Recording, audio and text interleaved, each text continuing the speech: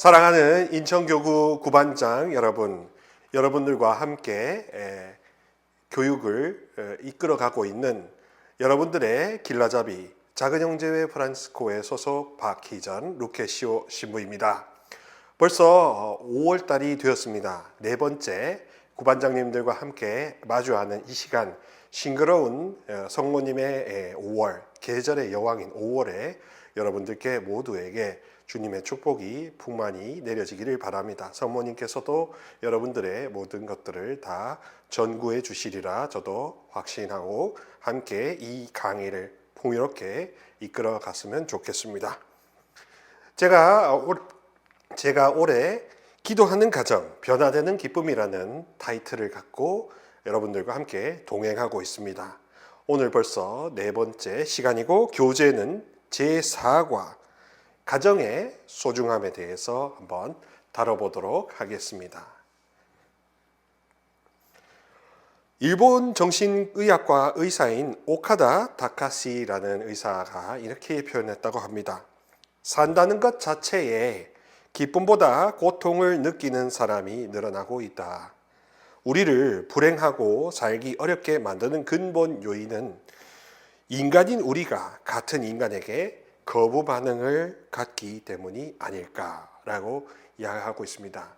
가정이 소중하고 관계가 소중한데 그 소중한 관계와 가정이 왜 깨지게 되는 것일까?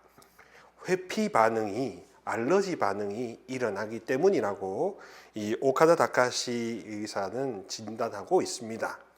그래서 이어지는 이 슬라이드에서 오카다 다카시에 의한 진단에 의해 어떤 우리 문제가 있을 때 회피 반응이 일어나게 되는지, 또 회피 반응이 고착화된 사람들은 어떻게 가정생활과 관계를 맺어가며 이것이 큰 문제를 이야기하는지 심층적으로 한번 분석해 보도록 하겠습니다.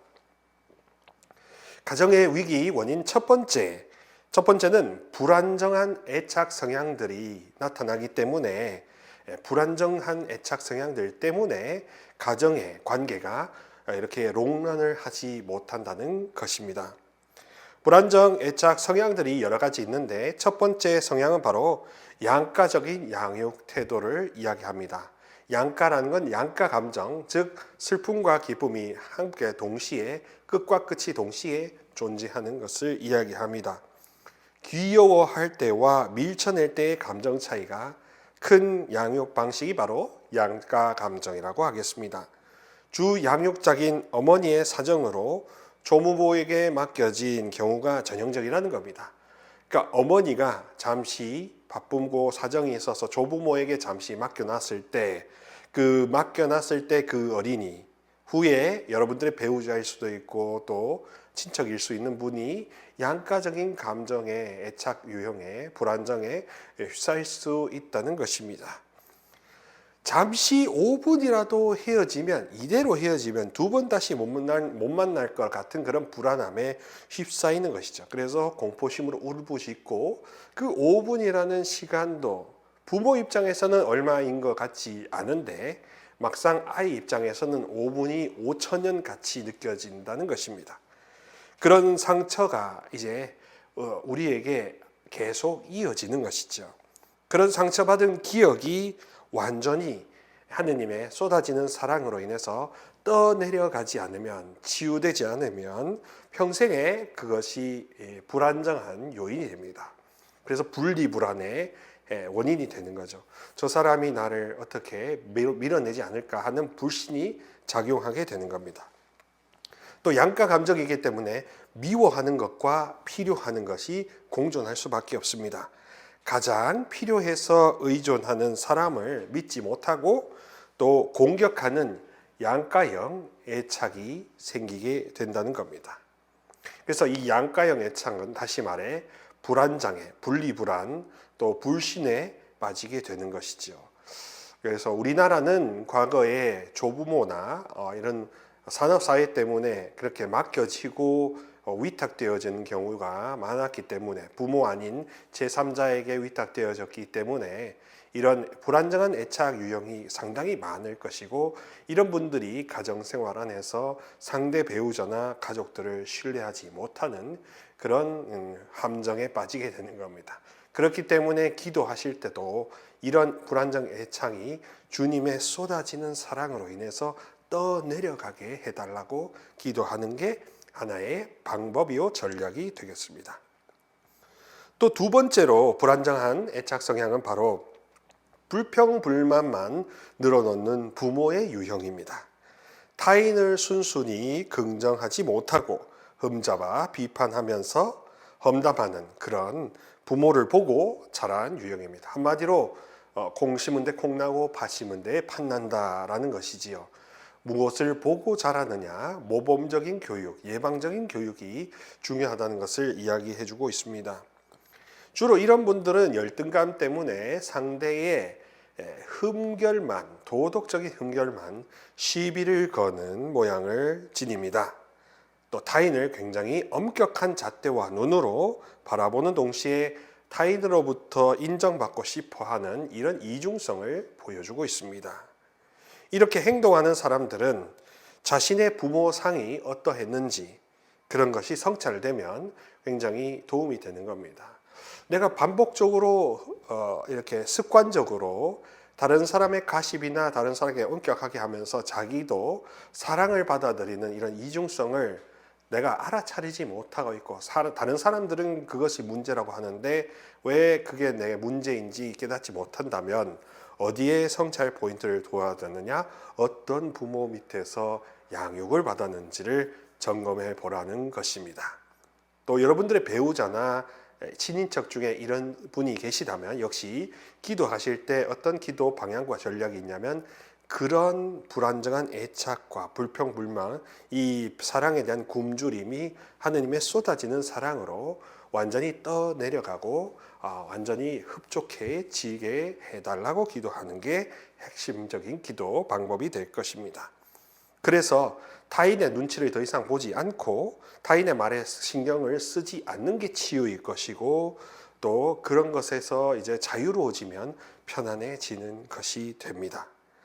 많은 경우 이 흠결을 이렇게 시비거리, 소위 씹는다고 하죠. 이 시비거리로 삼는 씹는 그런 분들과 또 이런 불안정한 환경 속에서 양육되었던 분들을 두고 그것의 문제가 어떻게 해결되기를 아주 헤매시고 모색하시는 분들이 많으실 겁니다.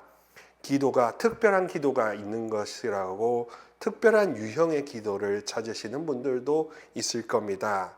그러나 특별한 유형이 기도가 있다기보다는 이게 원천적으로 원리적인 기도로 여기에 하느님의 쏟아지는 사랑, 불같은 사랑의 성령이 임하셔서 이 모든 것을 다 태우고 다 녹이고 떠나 보내게 해주십사고 기도하는 게 핵심적인 기도의 원리, 응용 원리가 될 것이니까 그렇게 유념하시면서 기도해 보시면 문제가 쉽게 해결될 수 있습니다. 그게 가정 복음화 아니겠습니까? 세 번째 애착 유형은 바로 마음의 분노의 우물을 파는 것입니다. 미움에 대해서 우리가 잘못 생각하는 부분이 무엇이냐 하면요, 사랑의 반대말이 미움이라는 겁니다. 미워하면 사랑하지 않는 거라고 생각하는 겁니다. 저도 처음에는 그렇게 보았는데요, 좀 더 심층적으로 보니 미움의 반대말이 사랑이 아니라 사랑의 반대말은 무관심이었습니다. 그 사람이 무슨 일을 하건 어떤 처지에 있건 관심 갖지 않는 무관심이 사랑의 반대말이지, 미움이란 좌절한 사랑이며 다시 사랑의 반대편에 있는 게 아니라 또다시 사랑에 성공하고 싶은 사람이 진익이 되는 감정이라고 하는 겁니다. 사랑의 또 다른 표현이라고 합니다. 애증의 관계라고 하지 않습니까? 미워하는 것은 아직 그 사람에 대한 사랑이 남아있기 때문에 미워할 수 있는 겁니다. 반대로 전혀 무관심한 사람한테는 미움도 사랑도 단 요만큼도 콩나물 대가리만큼도 일어나지 않는다는 걸 생각해 보시면, 마음에 미움이 있다고 해서 무조건 나를 타박할 것이 아니라 왜 미움이 생겨났는지 원인을 추적하는 게 더 합당한 전략이라고 보겠습니다. 이런 인간관계의 애착이 심각하게 손상이 되었기 때문에 사랑하는 사람한테 역설적으로 미움과 분노가 일어난다는 것입니다. 그러니 그 사람이 굉장히 나에게 필요하고 소중하고 사랑하는 사람인데 그 사람과 손상이 생겼기 때문에 미움과 증오가 일어나는 것이지, 미움과 증오가 일어난다고 해서 내가 그 사람을 사랑하지 않는 거라는 대척점으로 보시면 안 될 겁니다. 미움이나 사랑을 그렇다고 제가 옹호하는 것은 아니고요. 미움과 사랑이 있는 것에는 반드시 아직도 사랑의 불씨가 살아있다는 것을 염두에 두시라는 겁니다. 이 사랑의 불씨마저도 꺼지면 냉랭한 무관심만 찾아올 수밖에 없기 때문에 사전에 무관심을 예방하시라는 차원에서 미움을 있다면 그 미움 역시 이제 사랑으로 뒤집어 변화시켜 달라고 기도하시면 됩니다. 스스로 무엇에 화가 나 있는지 모르시는 경우가 많습니다. 그런 경우에는 무엇을 미워하는지 알지 못한 채 자신이 제일 믿을 수 있는 존재조차도, 지켜야 할 안심의 거처조차도 스스로 다 파괴해버린 겁니다. 그러니 화가 나고 짜증이 나면 다 에잇 하고 다 없애버리는 게 한국 분들의 특징 아니겠습니까? 그게 바로 미움의 우물을 파고 분노의 우물을 파서 애정의 관계이지만 그게 완전히 회복되지는 않았다. 자, 그렇기 때문에 이 가정에 위기가 찾아올 수도 있다는 겁니다. 가족 구성원 중에 누군가에 대한 미움이 있다는 건 아직은 그 사람에 대한 무관심이 깃들지는 않았다. 그러니 이 암이, 무관심이라는 암이 깃들기 전에 바로 여러분들의 미움을 다시 사랑으로 회복시키고자 기도하셔야 된다. 그럼 어떻게 기도해야 되느냐? 주님, 이 미움이 제 왜 생겨났는지, 어디에 손상이 가해졌는지 빛을 비춰 주시라. 그래서 내가 알지 못하는 부분을 깨우쳐 주셔서 그래서 다시 사랑으로 변화시켜 달라고 기도하는 게 필요한 기도 전략이 되겠습니다. 네 번째는 이제 아버지의 부재, 즉 권위자의 모델이 없는 경우에도 불안정한 애착의 장애가 생겨날 수 있다는 것입니다. 본디 자녀는 어머니로부터 애착 보상을 아버지에게서 받는다고 합니다. 정신의학적으로도 아버지의 부재는 다시 어머니에게 집착하게 되는데 어머니마저도 뭐 이렇게 장사하셔야 되고 바쁘시고 뭐 이렇게 돼 보면 어머니에게서 다시 역설적으로 보상을 받아야 되는데 보상을 받지 못하기 때문에 마음속에 미움과 상처를 손상을 입게 되고 불신하게 되고 불안하게 되고 인생을 다 회색빛으로 보게 되는 그런 뿌리가 내려진다는 겁니다.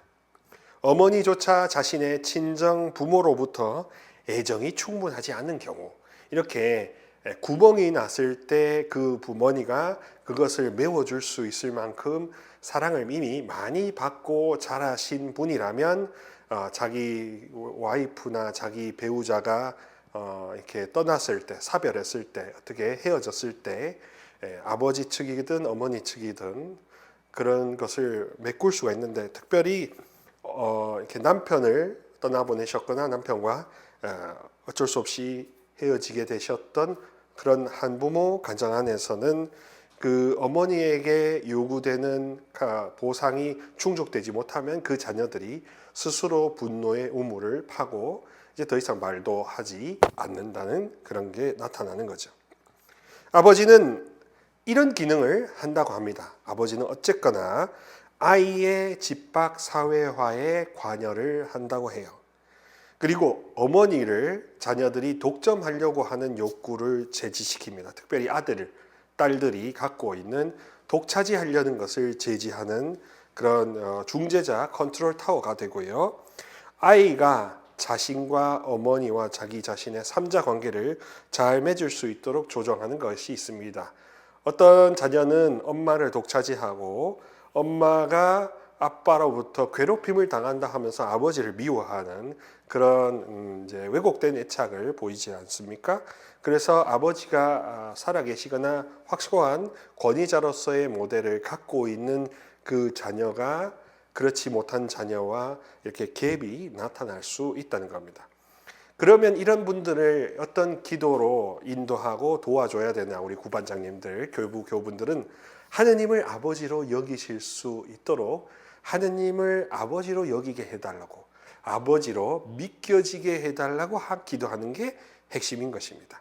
다른 기도를 찾기보다 주님, 창조주이신 주님, 당신이 저의 영혼의 아버지라는 것을 완전히 믿겨지도록 그렇게 해달라고 기도하시는 게 좋은 기도 방법이 될 것입니다. 그래서 하느님을 권위자로서 섬길 수 있다면 이런 절제의 능력이 스스로 배양될 수가 있겠죠. 만약에 이런 식의 부재가 깊어진다면 잘못하면 어른 세대 전반에 대한 불신으로 이어지고 또 스스로 분노의 우물을 파고 사람들과 어울리지 않는 외톨이가 될 수도 있는 겁니다. 그게 요즘 가정들에 굉장히 많이 나타나고 있는 문제의 씨앗 뿌리가 되지 않습니까? 또 반대로 통제형 애착 성향들도 나타납니다. 가정의 위기로. 통제형 애착 성향은 첫 번째로 우리가 잘 아는 착한 아이 혹은 나쁜 아이 컴플렉스입니다. 미숙한 부모에게 착한 아이로 행동해서 부모의 비위를 맞추려고 간도 쓸개도 빼주는 그런 사람들. 결국 그분들은 예스맨으로 전락할 수밖에 없죠. 그러면서 자기 스스로 번아웃이 오더라도 엄마 아빠의 비위를 맞추는 것이 최고의 선이라고 함으로써 스스로를 너무 과도하게 희생하는 자기 희생적인 착한 아이도 문제가 생기게 되는 것입니다. 또 착한 부모를 굉장히 당황스럽게 만들고 문제아가 되고, 그래서 관심을 끌어서 영웅심리로 자신을 보살피는 모든 부모와 양육자들을 괴롭히고 곤혹해 하는 그런 나쁜 아이도 있습니다. 이 유형의 사람은 부모의 불안정성과 부부싸움조차도 자신의 부족함 때문이라 자책하게 만듭니다. 이 착한 아이, 나쁜 아이 모두 부모의 부족함이라고 그렇게 귀책하게 만들므로써 문제가 이렇게 계속 무한 루프를 타게 만드는 거죠. 늘 눈치를 보고 강박적이게 많지 굉장히 최선을 다하는 이런 착한 아이 컴플렉스를 가진 이 부모 또 배우자는 잘못하면 마마보이, 마마걸이 되고 제대로 이렇게 부모와 교류하지 못함으로써 가정의 갈등이 많이 일어날 수밖에 없습니다. 이거는 왜냐하면 자신의 내면 아이를 한 번도 돌본 경험이 없기 때문에 그렇게 나타나기 쉽습니다. 그래 자신의 내적 인간을 돌보지 않는 그런 방식 때문에 자신과 타인을 강요하게 되죠.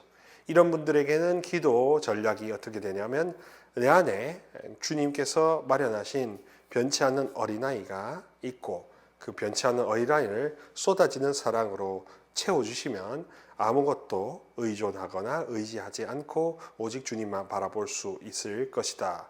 그래서 쓸데없는 애착에서 자유로워질 수 있을 것이다 라는 믿음을 심어주는 게 중요한 키포인트라고 하겠습니다. 통제적 애착 성향 두 번째는 이제 지배욕이 과다한 겁니다. 이 폭력이 나타날 수도 있는 것이지요. 자기 희생이 보답을 얻지 못하면 인간에게 강한 미움을 가지게 되는 겁니다. 그 결과 주변인들을 마음대로 조정하거나 냉혹하게 착취하고 복수함으로 스스로가 이 지배하는 것으로 우월감을 확인하는 왜곡된 성향이라고 하겠습니다. 심리 조작을 한다든지 사기를 한다든지 폭력을 행사해서 상대방의 마음을 자기 뜻대로 조정하고 지배하는 것만이 이들의 목표라고 하는 겁니다. 권력자일수록 이런 거에 굉장히 많이 노출되어 있고 또 열등감을 가진 분들도 이런 애착 유형에 많이 쉽게 혼돈에 빠질 수가 있는 겁니다. 어떤 배우자의 이런 부정적인 지배욕이 가정에 가장 큰 위기를 가져다 주지요. 그래서 폭력성이 강한 사람, 스스로 우월감을 나타내는 사람, 가부장적인 사람, 자기 술 먹으면 사람이 돌변하는 사람, 이런 것들이 다 동제의 욕구가 사실 그 친교의 욕구보다 더 강할 때 나타나게 되는 것이고, 이런 분들은 기도하실 때, 기도해 주실 때 그 안에 왜곡되어 있는, 삐뚤어져 있는 그 내면 아이를 하나님이 잠잠케 해달라고 기도하며 조금은 같이 싸워 나가실 필요가 있을 겁니다. 무엇보다도 가정위기 예방과 극복의 두 가지 열쇠는 공감 능력과 자기 성찰 능력이라고 하겠습니다. 공감 능력이란 무엇이냐? 아시다시피 단순히 상대가 하면 하고 하면 하는 이런 동조하는 것이 아니라 상대 입장에서 헤아릴 수 있는 그런 안목의 지혜라고 하겠습니다. 그래서 말하지 않아도 느껴지는 그런 것들, 분위기 파악되는 것들, 또 그 이면에 있는 그런 외로운 것들, 그런 것들을 간파하는 능력이 바로 공감 능력이겠죠. 자기 성찰은 언뜻 상대방의 문제로만 보이는 것을 자신의 문제, 나도 연관되어 있다고 보는 겁니다. 근데 하나 주의할 게 있습니다. 정신의학과에서 이야기하는 자기 연관 사고라는 게 있는데, 자기 연관 사고의 폐해는 무엇이냐 하면 상대방이 의도하지 않았는데 그 말을 나와 연결되어 있다고 착각하는 게 바로 자기 연관 사고라고 합니다. 상대방이 했는데 저 한 이유가 내가 모자라고 죄를 지어서 그런 것 아닐까 하고 스스로 위축시키는 그런 왜곡된 사고방식이 자기 연관 사고라고 합니다.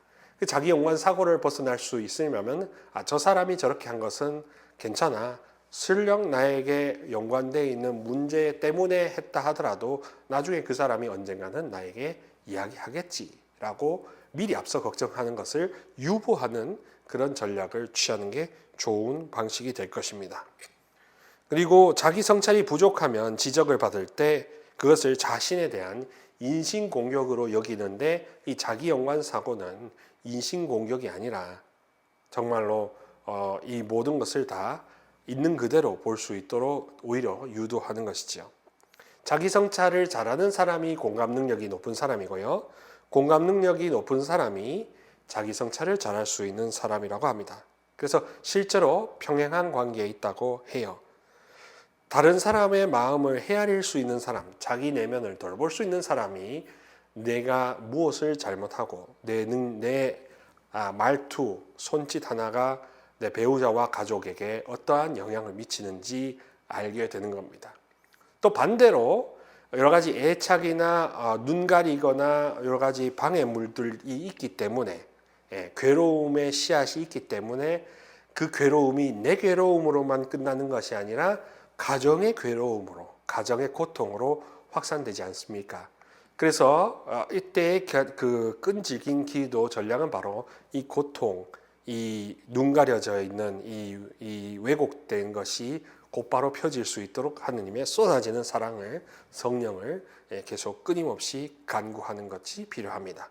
그래서 성령께서 오셔서 구원권은 펴지고 그다음에 가려져 있는 것은 다시 벗겨주시는 그런 차원의 완전한 해방이 중요하다고 하겠습니다. 그래서 다시 공감 능력이 회복이 되고, 또 공감 능력이 회복되면 상대 입장에서 내가 이렇게 살아왔던 역사가 얼마나 폐해였는지 깨달을 수가 있게 되는 것이죠. 사랑의 기쁨 24항에 이렇게 말하지 않습니까? 우리는 가정에서 이웃에 대한 친밀함과 배려와 환대를 배웁니다. 또한 이기주의의 굴레에서 벗어나 우리가 마땅히 관심을 보이고 친절을 베풀며 사랑해야 할 다른 이들과 함께 살아간다는 것을 깨닫게 됩니다. 라고 하고 있습니다. 그렇습니다. 혼인 생활은 서로 행복하기 위해서 서로가 의기투합해서 전우회로서 이렇게 참전하신 건데, 결국에는 나만의 전투, 내 고통만 이렇게 함몰되다 보니까 다른 사람들의 고통을 함께 어루만질 겨를도 없고, 또 그런 지혜도 없고, 공감 능력도 없고, 성찰 능력도 없으니까 다 함께 패전하게 되는 것입니다. 반대로 말하면 함께 승리하고 함께 전진하려면, 진취적으로 되려면 사랑에 만취되어야 된다는 것, 그것만이 유일한 길. 하느님 사랑이 위에서 내려오시는 쏟아지는 성령만이 우리를 가득히 취하게 만드시고 진취적으로 변모시킨다는 것을 잊지 마시면 좋겠습니다. 그래서 기도한다는 건 사실은 쏟아지는 하느님의 사랑, 성령을 간구하는 것, 그 이상도 그 이하도 아니다 라고 말씀드리고 싶습니다. 다른 특효약을 찾는 게 아니라 성령 자체가, 성령님 자체가 특효약이지 않겠습니까? 하느님 자체가 특효약이지 않겠습니까? 그 점을 꼭 생각해 보셨으면 좋겠습니다. 자, 코너 속의 코너, 강의 속의 강의, 계속해서 이어오고 있는 영성의 파노라마 시리즈, 오늘은 네 번째로 전통주의 영성에 대해서 다뤄보도록 하겠습니다. 전통주의란 바로 이렇습니다. 신앙의 역사적 차원에서 속하는 것들, 즉 의식, 성경, 전례, 상징, 조각, 성미술 등 여러 가지 교회가 역사적으로 물려주고 있는 그런 것에서 영적 자양분과 길을 모색하는 영성을 바로 전통주의라고 합니다. 앞선 이들로부터 물려받은 신앙의 유산, 그 유산의 형식과 법칙, 어떤 관례들을 굉장히 중시하는 전통주의자를 전통주의 영성가라고 이야기할 것입니다. 전통주의 영성의 장점과 단점을 살펴보면 이렇습니다. 의식과 틀, 제도와 규율의 필요성을 느끼는 영성의 길을 말하고 있습니다. 성경, 전례, 수도원 영성, 교리 공부 등 주로 역사성과 관련되어 있는 것에 더욱더 주목하는 게 바로 전통주의라고 합니다. 렉시오 디비나 성독이죠. 성모일도, 주일 성수, 매일 미사, 자발적 교무금 납부 등등 전통적으로 덕목으로 강조되었던 바를 계속 승계해 나가려고 하는 분들이 바로 전통주의자라고 하겠습니다. 그러니 이 전통주의자들은 이전에 이런 기도문이 있었는가 없었는가, 그리고 기도문이 있었는 것을 그대로 이어가고 존속해 나가는 것을 좋아하시지, 새로운 기도를 뭔가 만들어내고 급작스럽게 고안해내는 것은 그렇게 별로 구미가 당기지 않으실 수도 있는 겁니다. 가장 역사적이고 전통적이고 안정적으로 하느님을 경험하려는 이런 방향을 선호하시는 분들이 전통주의자라고 하겠습니다. 그런데 이런 전통주의의 단점이 있는데요. 바로 시대 징표가 달라지고 세상이 바뀌었어도 오직 본인이 원하시는 전통만을 고집하고 고수하실 수가 있다는 것이지요. 오직 교회의 경신 행위만을 지나치게 강조할 수 있습니다. 그래서 교회도 사회의 일부라는 그런 사실을 수용하지 않을 수 있는 것이지요. 시대의 변화와 징표를 외면하며 형식과 제도와 도덕 규율만을 강조할 때 카리스마를 굉장히 우리가 소홀히 할 수 있는 겁니다. 이 전통주의에서 가장 대표적으로 이렇게 여기고 있는 것이 바로 렉시오 디비나 되겠습니다. 렉시오 디비나는 렉시오, 읽다, 메디타시오, 묵상하다, 그 다음에 오라시오, 구송으로 기도하다, 그 다음에 콘템플라시오, 관상하다, 루미나시오, 되새김질을 하다라는 이런 5개의 단계를 통해서 말씀을 이렇게 굉장히 말씀의 역사를 내 역사로 융합시키는 작업을 하는 기도 방법이 되겠습니다. 렉시오는 무조건 성경을 굉장히 정독합니다. 문자가 그렇게 문자로 표현될 수 있는 역사적인 배경이나 뉘앙스들을 굉장히 연구하고 꼼꼼하게 자료도 찾고 해보는 겁니다. 그냥 대충 읽는 게 렉시오가 아닌 겁니다. 굉장히 정독을 해보는 겁니다. 메디테이트는 숙고를 하는 것이죠. 오라시오는 굉장히 교제를 하는 겁니다. 이거 막 하면서 그 다음에 컨템플레이트를 통해서 자아가 하느님한테 홀딱 빠지는 겁니다. 생각이 멈추고 형언할 수 없는 사랑의 만취가 되는 것이 바로 마취되는 것, 만취가 되는 게 말로써 다할 수 없는 사랑에 홀딱 빠지는 게 바로 관상이거든요. 그리고 루미나시오는 이제 이 모든 것을 다시 반복해서 깊이 되새겨 보는 겁니다. 그래서 확신이 생길 때까지 계속 무한 반복을 루프를 타는 것을 루미나시오라고 하죠. 그래서 렉시오 디비나는 말씀을 통해서 그 말씀 안에 있는 역사와 정감과 또 어떤 교훈과 또 사랑의 그런 따스함과 이 모든 것을 다 내 자양분으로 이렇게 섭취하는 전통적인 그런 섭취 방법 영성이라고 할 수 있습니다. 그러니까 이 렉시오 디비나는 그냥 성경을 무한반복으로 읽는 것이 아니라 좀 더 꼼꼼하게 읽고 좀 더 깊이 읽고 무엇보다 말씀의 그 가르침과 비전에 대해서 내가 홀딱 빠지게 되는 게 핵심이라고 하겠습니다. 정보만을 찾는 것이 아니라 정서도, 사랑의 정서도 함께 구하는 것이지요. 그래서 이 전통주의자들은 성모님을 굉장히 기도의 스승이요 모범으로 삼습니다. 성모님처럼 역사의 주인공이 되시고 그리스도교의 가장 관문이 되시는 그런 분을 전통주의자들은 굉장히 좋아하고 가장 대표 아이콘으로 삼고 싶어 하시는 거죠. 그래서 성모님께 많은 기도를 전구를 청하고 있습니다. 장차 또 성모님과 아주 가장 가까이 닮으려고 하시는 분들이 전통주의자의 어떤 경향을 보인다고 하겠습니다. 그러니 전통주의자들께서는 이 루카복음 1장 38절에 이 휘앗 이야기를 굉장히 사랑스러워 하시지요. 보십시오, 저는 주님의 종입니다. 말씀하신 대로 저에게 이루어지기를 바랍니다 하는 이 말씀을 아주 이렇게 핵심 모토로 삼으시는 분들, 그런 분들이 전통주의자라고 하시겠습니다. 그러니까 전통주의자분들이 이 전통주의 영성에서 기도란 것은 교회가 가르쳐준 바 그대로 내가 순종하며 걸어가고 또 성부님과 예수님의 발자취를 그대로 따라가는 것이지, 그리고 있는 것을 내가 계속 리프레젠테이션, 재현해 나가는 것이지, 그렇지 않은 경우 뭔가 뜬금없이 뭔가 이루어지는 게 기도 생활이 아니라고 말씀하시는 겁니다. 그래서 이런 분들은 방법이나 역사나 어떤 매뉴얼을 굉장히 선호하시는 분들이지, 그런 분들이 또 다른 분들과의 결이 다른 그런 것이지 결코 틀린 것은 아니라는 점도 잊지 말아 주셨으면 좋겠습니다. 가톨릭 교회, 한국 가톨릭 교회는 이런 전통주의적인 컬러가 굉장히 강하게 있습니다.